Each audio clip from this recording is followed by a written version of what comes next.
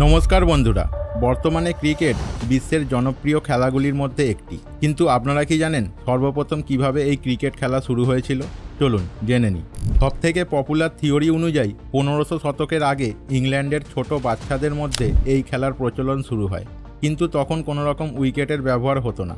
এরপর 1600 শতকে ইংল্যান্ডে বড়দের মধ্যেও এই খেলার প্রচলন শুরু হয়। এই সময় ক্রিকেটের ব্যাট একটি হকি স্টিকের মতো দেখতে ছিল।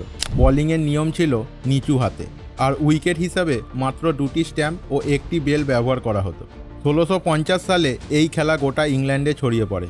1700 সালে ক্রিকেট খেলায় রানের কনসেপ্ট শুরু হয়। 1760 সালের কাছাকাছি রাউন্ড আর্ম বোলিংয়ের নিয়ম প্রচলিত হয়, তাই ব্যাটের শেপ পরিবর্তন করা হয়। এই সময় ক্রিকেট খেলায় মিডিল স্ট্যাম্প অ্যাড হয় ও এলবিডব্লিউ ল চালু হয়।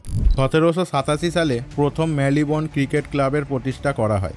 এই Marylebone cricket club the law of cricket code প্রকাশ করে। আজ পর্যন্ত এই ল মেনেই ক্রিকেট খেলা পরিচালনা করা হয়, যদিও এই নিয়ম অনেক পরিবর্তন করা হয়েছে।